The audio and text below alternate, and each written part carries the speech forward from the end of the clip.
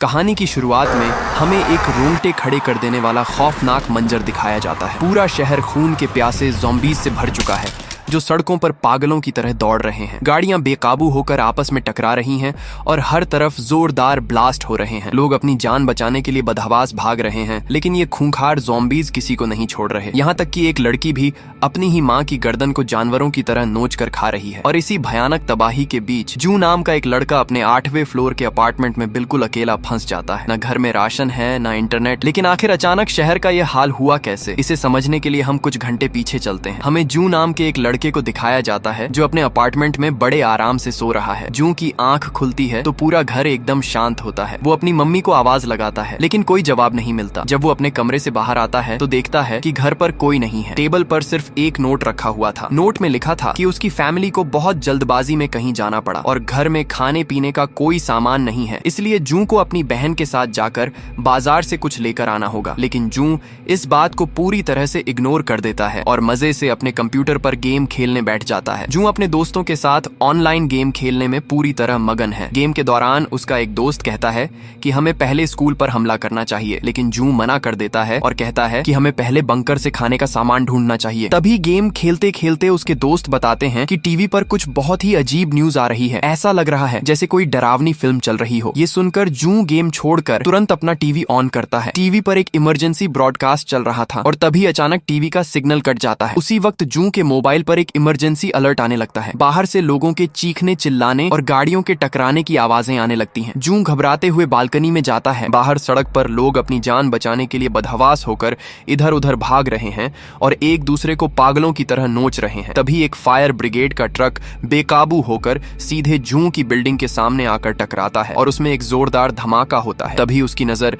नीचे एक लड़की पर पड़ती है जो रोते हुए अपनी माँ के गले लग रही है। लेकिन अगले ही पल वो लड़की एक खूंखार जानवर की तरह अपनी ही माँ की गर्दन को बुरी तरह से काट लेती है। ये सब देखकर जू बहुत ज्यादा डर जाता है और वापस कमरे में आकर दरवाजे के पास खड़ा हो जाता है। तभी उसे दरवाजे के बाहर किसी के चलने की आहट सुनाई देती है और फिर अचानक दरवाजे पर कोई जोर से हाथ मारने लगा है। जू डरते हुए दरवाजे के होल से बाहर देखता है, लेकिन उसे कोई नजर नहीं आता। तभी वो जैसे ही धीरे से दरवाजा खोलता है, अचानक उसका एक पड़ोसी अंदर घुस आता है। उस लड़के की सांसें बहुत तेज चल रही थीं और वो बार बार कह रहा था कि मुझे अंदर रहने दो। जू उसे घर से बाहर निकालने की कोशिश करता है, लेकिन वो लड़का बस एक ही बात रटे जा रहा था कि बाहर लोग ठीक नहीं हैं। उस लड़के की कांपती हुई आवाज और घबराहट देखकर जून उससे पूछता है कि आखिर उसने बाहर ऐसा क्या देखा है। तब वो पड़ोसी कांपते हुए बताता है कि उसका अपना भाई बहुत अजीब बर्ताव करने लगा था। ये सुनकर जू को एहसास होता है कि बाहर जो कुछ भी हो रहा है वो कोई मामूली बात नहीं है और अब कोई भी जगह सुरक्षित नहीं बची है। जू उस लड़के से कहता है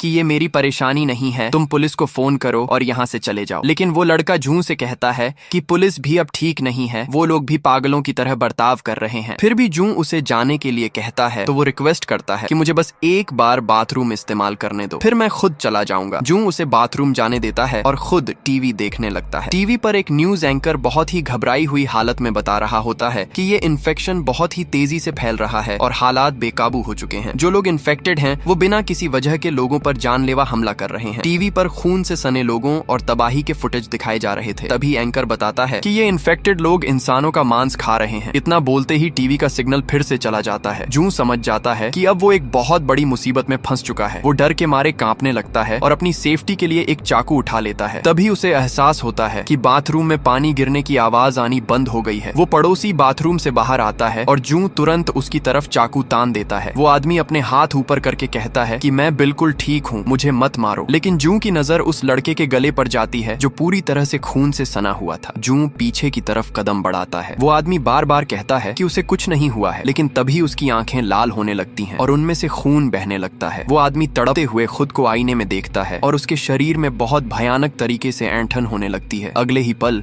उसकी आवाज एकदम भयानक हो जाती है और वो एक खूंखार ज़ॉम्बी में बदल जाता है। जू चिल्लाते हुए उसे बाहर जाने को कहता है, लेकिन वो ज़ॉम्बी एक खूंखार जानवर की तरह जू पर झपट पड़ता है। दोनों के बीच बीच हाथापाई होती है, लेकिन जू अपनी जान बचाने के लिए अपनी पूरी ताकत लगाता है और उस ज़ॉम्बी को जोर से धक्का देकर दरवाजे से बाहर धकेल देता है। जू जल्दी से दरवाजा बंद कर लेता है और उसकी सांसें बहुत तेज चल रही होती हैं। घर में एकदम सन्नाटा छा जाता है। अब जू दरवाजे के होल से बाहर झांक कर देखता है। बाहर एक बहुत ही बड़ा और खूंखार ज़ॉम्बी उस पड़ोसी वाले ज़ॉम्बी को मार रहा होता है। तभी जू देखता है दरवाजे के नीचे से खून अंदर आ रहा होता है। ये सब देखकर जू इतना डर जाता है कि वो तुरंत एक भारी फ्रिज को खींचकर दरवाजे के आगे लगा देता है और दरवाजे को पूरी तरह ब्लॉक कर देता है। तभी जू का फोन बजता है। उसकी मम्मी का मैसेज था, क्या तुम ठीक हो, हम तुम्हारे पास आ रहे हैं। लेकिन कुछ ही सेकंड बाद एक और मैसेज आता है, हम नहीं आ पाएंगे, हम सेफ जगह पर हैं, टीवी पर जो कह रहे हैं वो करो, तुम्हें बस जिंदा रहना है। उस मैसेज में लिखी जिंदा रहना है वाली बात जू के दिमाग में बैठ जाती है। अब जू मायूस होकर अपनी जगह पर बैठा है। जब वो अपना किचन चेक करता है तो उसे पता चलता है कि घर में खाने के लिए ना के बराबर सामान बचा है। उसे अब इस बात का पछतावा होता है कि अगर उसने सुबह बाजार जाकर सामान ले लिया होता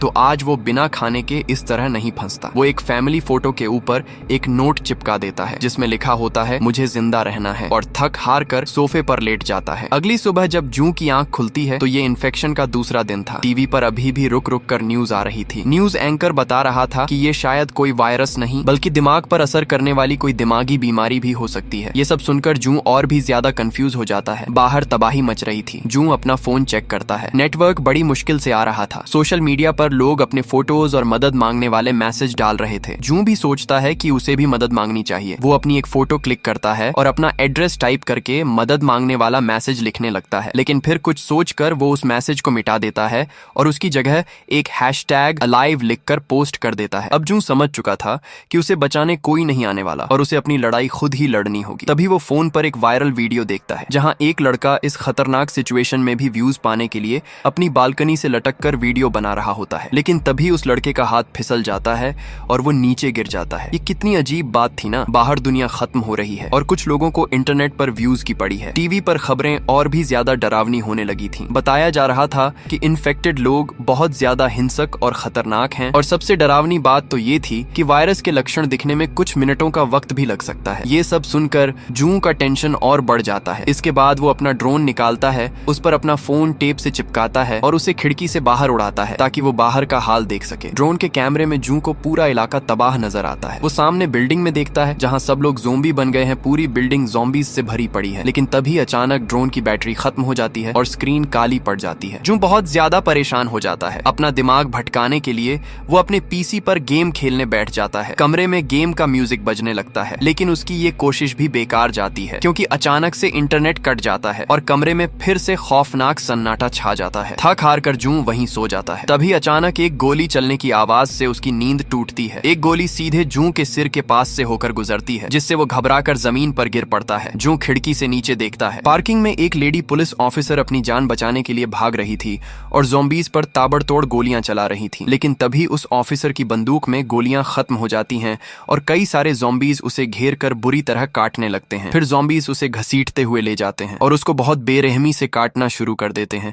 जू ये भयानक मंजर देखकर अपनी बालकनी से जोर जोर से चिल्लाने लगता है, लेकिन जू का ये चिल्लाना उस पर ही भारी पड़ जाता है क्योंकि उसकी आवाज सुनकर नीचे खड़े सारे ज़ॉम्बीज ऊपर उसकी तरफ देखने लगते हैं। अब ज़ॉम्बीज को पता चल चुका था कि जू वहां ऊपर मौजूद है और तभी अचानक उसके घर के दरवाजे पर बहुत जोर जोर से धक्के लगने की आवाजें आने लगती हैं। आवाजें इतनी जोरदार थीं कि दरवाजे के आगे लगा भारी फ्रिज भी अपनी जगह से हिलने लगता है और फिर जू देखता है कि दरवाजा टूटकर अंदर की तरफ गिरने लगा है। तभी एक ज़ॉम्बी अंदर आता है। उसे देखकर जू की सिट्टी पिट्टी गुम हो जाती है। ये वही ज़ॉम्बी था जो कुछ देर पहले जू के पड़ोसी को घसीट कर ले गया था। वो खूंखार ज़ॉम्बी दहाड़ते हुए अंदर घुसने की कोशिश करता है। जू अपनी पूरी ताकत लगाकर दरवाजे को रोके रखने की कोशिश करता है, लेकिन उस ज़ॉम्बी की ताकत के सामने जू का टिकना नामुमकिन था। अब जू को कोई रास्ता नजर नहीं आता, इसलिए वो तेजी से भागकर अपनी खिड़की की तरफ जाता है और उसे खोलकर बाहर रेलिंग पर लटक जाता है। वो ज़ॉम्बी भी जू को पकड़ने के लिए उसके पीछे पीछे छलांग लगा देता है, लेकिन उसका बैलेंस बिगड़ जाता है और वो सीधे कई मंजिल नीचे जाकर गिरता है। जू अभी भी खिड़की के बाहर हवा में लटका हुआ था। जब वो नीचे देखता है तो उसके पसीने छूट जाते हैं। नीचे खड़े सारे ज़ॉम्बीज उसी को घूर रहे थे और उन ज़ॉम्बीज की भीड़ में वो पुलिस ऑफिसर भी शामिल थी जो अब पूरी तरह से ज़ॉम्बी में बदल चुकी थी। जू जल्दी से अंदर आता है और अपने घर के टूटे हुए दरवाजे किसी तरह ब्लॉक कर देता है। इसके बाद वो अपना कैमरा ऑन करता है। जू बहुत ही शांत और थकी हुई आवाज में कहता है, मेरा नाम जू है, लेकिन इंटरनेट पर लोग मुझे मॉरिस 61 के नाम से जानते हैं। वो बताता है कि उसे घर में फंसे हुए 2 दिन हो चुके हैं और अब उसे नहीं लगता कि वो जिंदा बच पाएगा। वो अपने पेरेंट्स के उस आखिरी मैसेज के बारे में भी बताता है जिसमें उन्होंने उसे जिंदा रहने के लिए कहा था। लेकिन जू कहता है कि मुझे नहीं पता कि मैं ये कैसे करूं। सच कहूं तो मेरा अब तक जिंदा रहना ही किसी चमत्कार से कम नहीं है। और फिर आखिर में वो एक अजीब सी मुस्कान के साथ मजाकिया अंदाज में कहता है, सब्सक्राइब जरूर करना। इसके बाद स्क्रीन काली पड़ जाती है। इस तरह जू को घर में फंसे हुए 7 दिन बीत जाते हैं। जू अपने पापा की रखी हुई शराब की बोतल खोलता है और फैमिली फोटो देखकर उनसे माफी मांगता है। टीवी पर न्यूज आ रही होती है कि ये वायरस सिर्फ खून के जरिए या काटने से फैलता है। इन ज़ॉम्बीज के सेंसेस नॉर्मल इंसानों जैसे ही हैं, लेकिन सबसे डरावनी बात ये थी कि कुछ ज़ॉम्बीज अभी भी अपनी पुरानी इंसानी आदतें नहीं भूले हैं, जैसे दरवाजे खोलना या अपनी पुरानी आदतों को दोहराना। तभी टीवी पर एक नूडल्स का ऐड आता है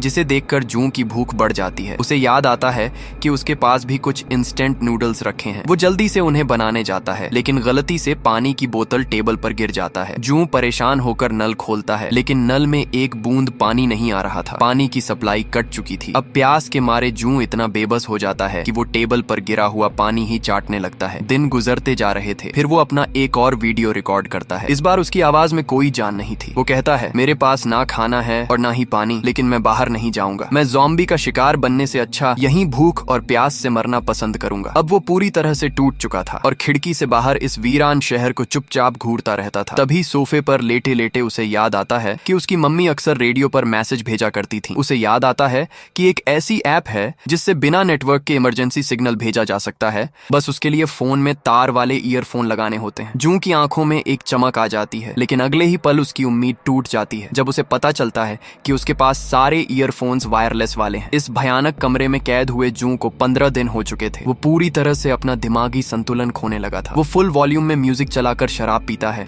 और पागलों की तरह नाचने लगता है। तभी अचानक दरवाजा खुलता है और उसकी मम्मी अंदर आकर उसे गले लगा लेती है। जू खुशी से रोने लगता है, लेकिन तभी उसका होश आता है। ये बस एक सपना था। असलियत का एहसास होते ही जू जमीन पर गिरकर फूट फूट कर रोने लगता है। तभी अचानक उसका फोन बजता है। कुछ वॉइस मेल आए थे, लेकिन नेटवर्क ना होने की वजह से प्ले नहीं हो रहे थे। जू पागलों की तरह खिड़की से कागज फाड़ता है और नेटवर्क पकड़ने के लिए बालकनी से बाहर लटक जाता है। आखिरकार वॉइस मेल प्ले हो जाता है। उसमें उसकी मम्मी की आवाज थी जो कह रही थी कि हम लोग पापा के ऑफिस में बिल्कुल सेफ हैं, लेकिन अगले ही पल रिकॉर्डिंग में भयानक चीखें सुनाई देने लगती हैं और ज़ॉम्बीज के हमले की आवाजें आने लगती हैं। फिर एकदम सन्नाटा छा जाता है। फोन अभी भी जू के हाथ में था और उसने अभी अभी अपनी ही फैमिली को मरते हुए सुना था। जू का रोना अब एक भयानक गुस्से में बदल जाता है। वो घर का सारा सामान तोड़ने लगता है, बोतलें फेंकता है, दीवार पर मुक्के मारता है और जोर जोर से चिल्लाने लगता है। गुस्से में पागल होकर वो अपने घर का दरवाजा खोल देता है। दरवाजे के बाहर एक ज़ॉम्बी खड़ा था जो दरवाजे से टकराकर नीचे गिर जाता है। जू बिना कुछ सोचे उस ज़ॉम्बी को बुरी तरह से मार डालता है। वो चिल्लाते हुए कहता है, आ जाओ सब, मैं तुम सबके लिए तैयार हूँ। जू गुस्से से कांप रहा था। तभी उसकी नजर सामने वाले ज़ॉम्बी पर पड़ती है जो एक लाश को खा रहा था। उस ज़ॉम्बी को देखकर जू अंदर तक हिल जाता है, क्योंकि ये वही पड़ोसी था जिसे उसने शुरुआत में घर के अंदर आने दिया था। उस ज़ॉम्बी के पैर का कुछ हिस्सा गायब था, लेकिन फिर भी वो रेंगता हुआ आगे बढ़ रहा था। जू एकदम सुन्न पड़ जाता है। तभी उसे किसी के चिल्लाने की आवाज आती है। जू कॉरिडोर में देखता है। वहाँ एक औरत कई सारे ज़ॉम्बीज से अपनी जान बचाकर भाग रही थी। उस औरत के हाथ पर ज़ॉम्बी के काटने का निशान था, लेकिन फिर भी वो हार नहीं मान रही थी। जू की आंखों में अब डर के साथ साथ एक नया एहसास जाग जाता है, क्योंकि इतने दिनों बाद उसने किसी और इंसान को जिंदा देखा था। जू अभी उस औरत को देख ही रहा होता है कि तभी बाकी ज़ॉम्बीज भी उसे देख लेते हैं और उसकी तरफ दौड़ने लगते हैं। जू अपनी जान बचाने के लिए बदहवास होकर कॉरिडोर में भागता है और लिफ्ट के पास पहुंचता है, लेकिन जैसे ही लिफ्ट का दरवाजा खुलता है, अंदर से ज़ॉम्बीज का एक पूरा झुंड बाहर आ जाता है। अब जू दोनों तरफ से घिर चुका था, लेकिन ज़ॉम्बीज इतनी ज्यादा तादाद में थे कि वो एक दूसरे से ही टकराकर जमीन पर गिरने लगते हैं और उनका पूरा ढेर लग जाता है। इस अफरा तफरी का फायदा उठाकर जू दूसरी तरफ भाग निकलता है और वो कुछ सामान के पीछे छुपकर खड़ा हो जाता है। कुछ मिनटों बाद जब आवाजें शांत हो जाती हैं, तो जू धीरे धीरे अपने अपार्टमेंट की तरफ वापस जाने लगता है। रास्ते में उसे एक अकेला ज़ॉम्बी मिलता है। जू वहीं सुन्न खड़ा हो जाता है। उसे पता था कि ये ज़ॉम्बी देख नहीं सकते, बस आवाज सुन सकते हैं। वो बिना कोई आवाज किए साइड में खड़ा हो जाता है। ज़ॉम्बी को कुछ पता नहीं चलता और जू सही सलामत अपने घर के अंदर आकर दरवाजा दरवाजा बंद कर लेता है, लेकिन दरवाजा बंद होने की आवाज से बाहर खड़े ज़ॉम्बीज अलर्ट हो जाते हैं और दरवाजे पर धक्के मारने लगते हैं। जून जल्दी से अंदर दरवाजे का हैंडल पकड़ लेता है और वहीं बैठा रहता है। जून का घर पूरी तरह से कबाड़ खाना बन चुका था। जून भूख और प्यास से एकदम सूख चुका था और उसकी आंखों में अब कोई उम्मीद नहीं बची थी। वो खिड़की से बाहर देखता है। पूरा शहर बम धमाकों से दहल रहा था और हर तरफ आग लगी हुई थी। आर्मी शहर को तबाह कर रही थी। जून समझ जाता है कि अब सब कुछ खत्म हो चुका है और उसकी मदद के लिए कोई नहीं आने वाला। वो अपने डेस्क के पास आता है, कैमरा ऑन करता है और बेजान आवाज में सिर्फ इतना कहता है, हेलो, ओके, बाय। इसके बाद वो छत से एक रस्सी बांधकर फंदा तैयार करता है। वो कुछ सेकंड तक अपने कमरे को देखता है और फिर कुर्सी पर चढ़कर फांसी लगा लेता है। उसकी सांसें उखड़ने लगती हैं और ऐसा लगता है जैसे बस कुछ ही पलों में उसकी जान चली जाएगी। लेकिन तभी अचानक उसके चेहरे पर एक लाल रंग की लेजर लाइट आकर पड़ती है। जून कंफ्यूज होकर अपनी आंखें खोलता है। वो लेजर लाइट दीवार पर टंगी एक पेंटिंग पर जाती है जिस पर एक शब्द लिखा था। जून उसे समझ नहीं पाता। वो तड़पते हुए खुद को छुड़ाने की कोशिश करता है और तभी वो रस्सी टूट जाती है। जून धड़ाम से जमीन पर गिरता है और खांसते हुए जोर जोर से सांसें लेने लगता है। वो लेजर लाइट अब एक दूसरे फ्रेम पर जाती है जिस पर लिखा था, बेवकूफ। जून के चेहरे पर एक हल्की सी मुस्कान आ जाती है। वो जल्दी से उठकर बालकनी की तरफ जाता है और बाहर देखता है। सामने वाली बिल्डिंग में एक लड़की अपने लेजर फ्लैशलाइट से उसे इशारा कर रही थी। जून को अपनी आंखों पर यकीन नहीं होता। वो अकेला नहीं था। वो लड़की इशारों में कुछ समझाने की कोशिश करती है, लेकिन तभी उसके घर में कुछ गिरने की आवाज आती है। वो लड़की डर जाती है और जून को इशारा करती है कि वो शाम 7 बजे बात करेगी, क्योंकि बाहर ज़ॉम्बीज घूम रहे थे। रात का वक्त था और पूरे इलाके में घुप अंधेरा छाया हुआ था। उस लड़की ने अपने पीने का पानी बोतलों में बांट कर रखा था ताकि वो कई दिनों तक चल सके, लेकिन पानी पीने से ठीक पहले वो रुक जाती है। उसके पास रखा एक पौधा पूरी तरह से सूख चुका था। ये बात बहुत ही अजीब थी कि वो लड़की अपना कीमती पानी पीने के बजाय उस सूखे हुए पौधे में डाल देती है और फिर थक कर बिस्तर पर लेट जाती है। अगली सुबह जून हड़बड़ा कर उठता है। उसे नींद आ गई थी। वो जल्दी से खिड़की के पास जाता है और उस लड़की को देखने लगता है, लेकिन सामने कोई नहीं था। एकदम सन्नाटा था। तभी वो लड़की धीरे से अपनी खिड़की के पास आती है और वो बहुत ज्यादा अलर्ट थी, इसलिए पहले वो चारों तरफ टेलीस्कोप से अच्छे से देखती है कि कहीं कोई ज़ॉम्बी तो नहीं है। और जब उसे तसल्ली हो जाती है तभी वो अपनी खिड़की खोलती है। वो इशारों ही इशारों में जून को डांटती है और फिर दोनों बिना आवाज किए हंसने लगते हैं। दोनों अपने अपने फोन की स्क्रीन पर अपना नाम लिखकर एक दूसरे को दिखाते हैं। उस लड़की का नाम किम था। तभी अचानक एक खौफनाक आवाज होती है। किम जल्दी से अपनी कुल्हाड़ी उठाती है और तेजी से अपने दरवाजे की तरफ बढ़ती है। वहाँ का नजारा देखकर समझ आता है कि आवाज कैसी थी। दरअसल एक ज़ॉम्बी उसके बनाए हुए जाल में फंस गया था और कुर्सी के आर पार हो गया था। किम बिना कोई रहम दिखाए बहुत ही ठंडे दिमाग से उसे कुल्हाड़ी से मार देती है। तभी बाहर तेज बारिश शुरू हो जाती है। दोनों अपने अपने घरों के बाहर बर्तन रख देते हैं ताकि पीने का पानी जमा कर सकें। बारिश के बीच किम अपने दूरबीन से जून की बिल्डिंग में देखती है। उसे पता चलता है कि 8वें फ्लोर का एक घर बिल्कुल खाली पड़ा है, जबकि बाकी सभी घरों में ज़ॉम्बीज भरे हुए हैं। अगली सुबह जब बारिश रुकती है तो हवा में अजीब सी महक थी। किम अपनी खिड़की से जून को देखती है। उसे समझ आ जाता है कि जून बहुत भूखा है। अब किम अपना दिमाग लगाती है। वो एक बेसबॉल में रस्सी बांधती है और उसे पूरी ताकत से जून की बालकनी की तरफ फेंकती है ताकि दोनों के बीच एक पुल बन सके, लेकिन निशाना चूक जाता है और बॉल सीधे नीचे जाकर ज़ॉम्बीज के बीच गिर जाती है। लेकिन जून हार नहीं मानता। वो अपना ड्रोन निकालता है और बड़ी आसानी से एक नई रस्सी किम के घर तक पहुंचा देता है। अब इस रस्सी के सहारे किम जून को एक पैकेट भेजती है जिसमें खाने का सामान और एक नोट था जिस पर लिखा था, आराम से खाना। जून जल्दी जल्दी खाना खाने लगता है। उसके चेहरे पर एक अलग ही सुकून था, लेकिन तभी एक बहुत बड़ी गड़बड़ हो जाती है। जो रस्सी किम ने नीचे गिरा दी थी वो अभी भी हवा में लटक रही थी। नीचे खड़े एक फायर फाइटर ज़ॉम्बी ने उस रस्सी को पकड़ लिया था और वो तेजी से ऊपर चढ़ने लगा था। उस ज़ॉम्बी ने अचानक रस्सी को जोर से खींचा और किम पर एक टेबल दे मारा जिससे किम गिर जाती है। जून अपनी बालकनी से ये सब देखकर जोर जोर से चिल्लाने लगता है, लेकिन वो कुछ कर नहीं पा रहा था। वो ज़ॉम्बी किम की बालकनी में चढ़ने लगता है। जून उसे रोकने के लिए उस पर बोतलें फेंकता है, लेकिन कोई फायदा नहीं होता। फिर जून अपना ड्रोन उस ज़ॉम्बी की तरफ उड़ाता है और ड्रोन से उसे बार बार टक्कर मारता है, लेकिन वो ज़ॉम्बी अपने खून से सने हाथों से ड्रोन को पकड़कर तोड़ देता है। तभी जैसे ही ज़ॉम्बी अंदर ऊपर चढ़ने वाला होता है, किम फुर्ती से उठती है और अपनी कुल्हाड़ी से एक ही झटके में उस ज़ॉम्बी का हाथ काट देती है। बैलेंस बिगड़ने से वो ज़ॉम्बी सीधे नीचे जाकर गिरता है और मारा जाता है। नीचे खड़े बाकी ज़ॉम्बीज चुपचाप उसे गिरे हुए देखते हैं, लेकिन कोई भी ऊपर चढ़ने की कोशिश कोशिश नहीं करता। तब किम को याद आता है कि ये ज़ॉम्बीज वही काम दोहराते हैं जो ये इंसान होते हुए किया करते थे। वो ज़ॉम्बी एक फायर फाइटर था, इसलिए उसे ऊपर चढ़ना आता था। उसी रात जू को एहसास होता है कि उसका खाना बिल्कुल खत्म हो चुका है। अब वो अपनी जान खतरे में डालकर बाहर जाने का फैसला करता है। वो अपने जूतों पर कपड़ा लपेट लेता है ताकि चलने पर आवाज ना हो और अपनी कैप पर एक टॉर्च चिपका लेता है। वो बहुत ही संभल कर पड़ोसी के घर में घुसता है। वहाँ बिस्तर पर कोई लेटा हुआ था जो बिल्कुल इंसान जैसा लग रहा था, लेकिन वो हिल नहीं रहा था। जू उस पर एक जूता फेंक कर चेक करता है, कोई रिएक्शन नहीं होता। जू जल्दी जल्दी फ्रिज खाली करता है और अपना बैग भर लेता है। फिर वो रिस्क लेकर कमरे के अंदर जाता है। वहाँ से वो एक जैकेट, मोबाइल रेडियो के लिए ईयरफोन और खाने का डब्बा और 2 वॉकी टॉकी उठा लेता है। लेकिन जैसे ही जू वहाँ से निकलने वाला होता है, बिस्तर पर पड़ी वो लाश अचानक एक ज़ॉम्बी में बदल जाती है और जू पर हमला कर देती है। जू फुर्ती से उस ज़ॉम्बी को धक्का देता है और अपनी पूरी ताकत लगाकर वहाँ से भागकर अपने घर आ जाता है। उसकी जान बाल बाल बची थी। अब वो अपने लाए हुए खाने में से कुछ हिस्सा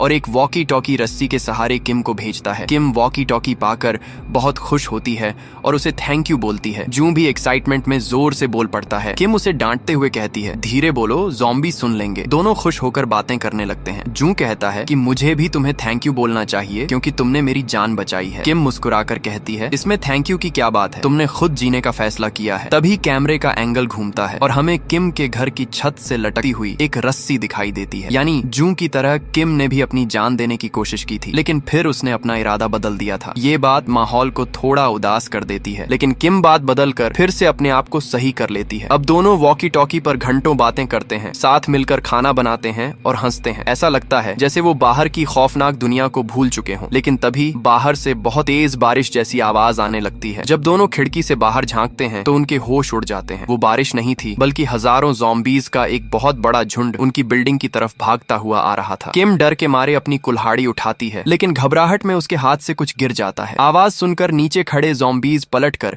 किम की खिड़की की तरफ देखने लगते हैं। किम की धड़कनें तेज हो जाती हैं। तभी जू अपना दिमाग दौड़ाता है और एक नंबर डायल करता है, जिससे वहां का अलार्म जोर जोर से बजने लगता है, जिससे सारे ज़ॉम्बीज का ध्यान उस तरफ भटक जाता है। किम चैन की सांस लेती है, लेकिन दोनों समझ चुके थे कि अब खतरा उनके बहुत करीब आ चुका है। कुछ मिनटों बाद जब बाहर शांति छा जाती है तो दोनों मिलकर एक नया प्लान बनाते हैं। वो उसी 8वें फ्लोर वाले खाली घर में जाने का फैसला करते हैं जिसे किम ने पहले अपने दूरबीन से देखा था। दोनों अपनी अपनी बालकनी से नीचे रस्सियां लटका देते हैं और किम पहले नीचे उतरना शुरू करती है। लेकिन जैसे ही उसके पैर जमीन पर पड़ते हैं, अचानक चारों तरफ से ज़ॉम्बीज का एक बहुत बड़ा झुंड उसे घेर लेता है। किम ज़ॉम्बियों को अपनी कुल्हाड़ी से काटते हुए तेजी से भागने लगती है। जू किम को देखकर हैरान हो जाता है, लेकिन तभी किम घबरा जाती है और अपनी जान बचाने के लिए तेजी से पास खड़ी एक कार के अंदर घुस जाती है। ज़ॉम्बी भी उसके पीछे कार पर चढ़ जाते हैं और शीशे तोड़कर अंदर घुसने की कोशिश करने लगते हैं, लेकिन किम बहुत हिम्मत वाली थी। वो कार के दूसरे दरवाजे से बाहर निकल आती है। वो ज़ॉम्बियों से चारों तरफ से घिर चुकी थी और उनको मारते हुए वहाँ से भाग रही होती है। तभी वो नीचे गिर जाती है और उसकी नजर जमीन पर पड़ी एक रिवॉल्वर पर जाती है। ये उसी पुलिस ऑफिसर की रिवॉल्वर थी जिसे हमने पहले मरते हुए देखा था। किम आगे बढ़ती है पर ज़ॉम्बी उसका रास्ता रोकते हैं। वो उनसे लड़ती है और बंदूक उठा लेती है। वो अकेले ही कई सारे ज़ॉम्बीज को मौत के घाट उतार देती है और उनके बीच से रास्ता बनाते हुए तेजी से आगे बढ़ती है। लेकिन ज़ॉम्बीज की तादाद बहुत ज्यादा थी और अब वो बुरी तरह से घिर चुकी थी और अगले ही पल